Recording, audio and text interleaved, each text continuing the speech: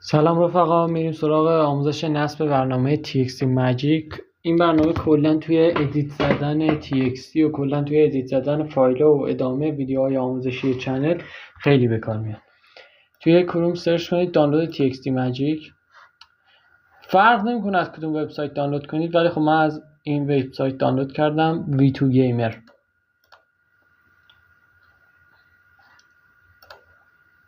چه دانلود رو بزنید.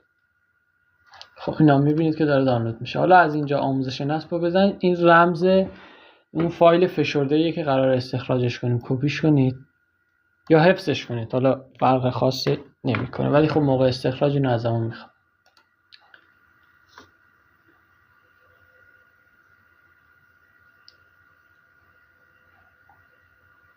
منتظر بمونید دانلود کامل بشه.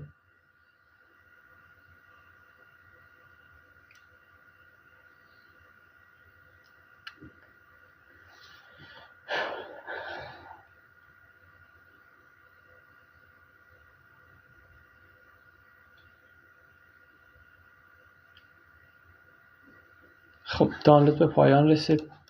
میریم توی فایلامون. اول دقت کنید که اینترنتتون رو قطع کنید، چون بالاخره خب داریم کرک میکنیم برنامه رو، ممکنه مشکلی پیش بیاد. این چیز آنتی ویروس سیستمتون هم از قبل خاموش کرده باشین که من این کارو کردم. استخراجش میکنید، رمز رو ازتون میخواد کپی کردیم، واردش میکنیم، اوکی رو میزنیم. خب این فایلیه که به دست میاد. این ستاپ برنامه است که باید اجراش کنید. ران از ادمنستریتور کنید. اینجا ران رو بزنید. یس. خب میریم سراغ نصب. نکست. اینجا محل نصب برنامه رو میخواد، اما پیش‌فرضش بذارید که مشکلی هم پیش نیاد و تمام. خب الان که برنامه رو نصب کردید، میدونید که الان میتونیم ما یه فایل TXT رو باز کنیم، کارهای مختلفی باهاش انجام بدیم، فایل بسازیم. خب یه سری هاش آموزش بهتون میدم. مثلا الان من یه مود دارم، این یک سری تکسچر داره، میخوایم بهش تکسچر اضافه بکنیم. از اینجا ادیت رو میزنید، اد رو بزنید. هر تکسچری که دارید، من الان تکسچر اینجا این تکسچر رو اضافه کنم، این تکسچر رو انتخاب میکنم، اوپن. اینجا به چیزی رو تغییر ندید و اد. اینا میبینید که تکسچر اضافه شد. به همین راحتی هر تکسچری که روی مودتون زدید و اینجا وارد میکنید. کارهای زیادی میشه کرد. میشه مثلا این تکسچری که داریم و الان دیگه نمیخوایم اینجا باشه، ریموو رو میزنید. خب حذف شد رفت. حالا مثلا این تکسچر دیسک ماشین هست، حالا میخوایم اینو با یه تکسچر دیگه ریپلیس کنیم، یعنی یه تکسچر بیاد جای ادیت، ریپلیس رو میزنید. حالا همون من تکسچر قبلی رو میارم میزنم، ریپلیس رو میزنم. بله میبینید که الان اومد جاش، اسمش هم میاره روش، میبینید اسمش هم با همون عوض میشه. یعنی به همین راحتی میتونید اگر یه مودی دارید، یه تکسچرش رو میخواید عوض کنید، به همین راحتی این کار رو انجام بدید. اینم که رینیم، اسمش رو عوض میکنید. اینا خیلی مهم نیستن، این بقیه این چیزای مهمه ما کار داریم. در آخرم همه کارا رو که انجام دادید، سیو رو بزنید. سیو بزنید، روی همین سیو میشه، یعنی روی همین ادمیرال TXT که باز کردیم سیو اس بزنید. میتونید محل ذخیره رو انتخاب کنید. دوستان حالا مثلا این برنامه رو بخوایم بالا بیاریم، حالا ما اصلا مودی نداریم، میخوایم خودمون از اول یه دونه TXT بسازیم. اون محلی که نصب کردیم، من خود محلش رو تغییر ندادم. اگر محلش رو تغییر نداده باشید، محلش عین مال من میشه. درایو سی رو باز میکنید، پروگرام فایل، بگردید دنبال ماجیک TXT. اینا ازش شورتکات درست کنید توی دسکتاپ که راحت تر باشه. سند تو دسکتاپ. ما الان شورتکاتش رو درست کردیم، هر موقع دلمون بخواد به این صورت برنامه رو باز میکنیم.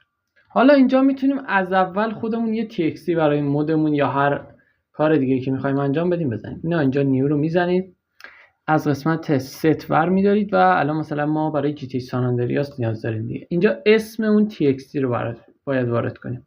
خب من مثلا میخوام TXT بسازم برای مودی که DFFش اسمش ادمیراله. میام اونجا ادمیرال رو کپی میکنم، رینیم رو بزنید، اینو کپی کنید. خب اینجا میاریم، اینجا وارد میکنیم. کریتو بزنید و کار دیگه ای نداره. کریتو که بزنید، ما الان TXT با اسم ادمیرال ساختیم برای مودمون که هر تکسچری که دلمون بخواد میتونیم بهش اضافه کنیم. حالا ما از همینجا ادیت و ادو میزنیم مثلا همون تکسچر رو اضافه میکنیم، یه چند تا تکسچر اضافه میکنم من. یه چند تا تکسچر اضافه بکنم. خب الان مثلا من 3 تا تکسچر اینجا اضافه کردم. خب میخوام اینو حالا توی یه جایی سیوش کنم. من از اینجا فایل رو بزنم، سیو رو بزنید، ازتون یه محل نصب میخواد. هر جا دوست دارید میتونید نصبش کنید. من خودم حالا اینجا مثلا یه دونه پوشه بسازم، اسمش هم میذارم txt ادمیرال. خب txt ادمیرال رو باز میکنم و داخلش سیو میکنم. بریم. خب این txt ما یه حجمی هم میگیره، حدودا 9 مگ حجم شده به خاطر تکسچرهایی که بهش اضافه کردیم. حالا بخوایم این تکسچرها رو ازش بیرون بکشیم، نمیخوایم اضافه کنیم، حذف کنیم یا یه دونه جدید اضافه کنیم، میخوایم اینا رو اکسپورت بگیریم، ازشون خروجی بگیریم.